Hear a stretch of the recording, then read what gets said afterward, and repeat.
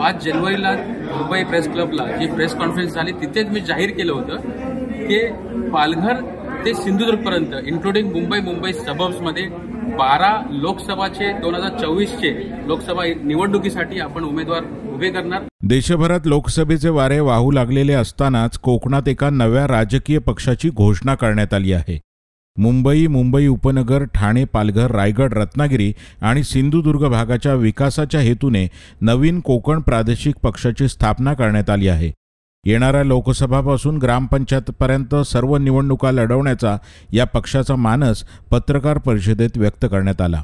यावेळी येणाऱ्या लोकसभेसाठी पक्षाचे अधिकृत उमेदवार म्हणून शकील सावंत यांच्या नावाची देखील घोषणा करण्यात आली। माझं एम आहे की आपल्याला बरंच काय टुरिझम वाढवायचं इथं।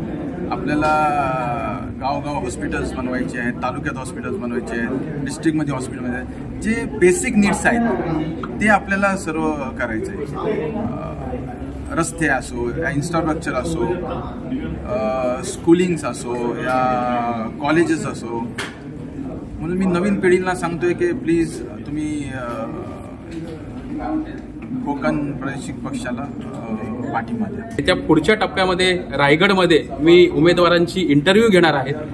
युवा आणि सुशिक्षित वर्ग यांना प्राधान्य पक्ष देणार आहे। उमेदवार एवढे आहेत की आम्हाला इंटरव्ह्यू घ्यायला लागतोय, म्हणून टप्प्याटप्प्यावरती आम्ही त्या जिल्ह्यावरती जाऊन तशी उमेदवारी जाहीर करणार। मी फक्त आणि फक्त कोकणी जनतासोबत गठबंधन करणार आहे, आपल्या वतीनं मी क्लिअरिटी देतोय।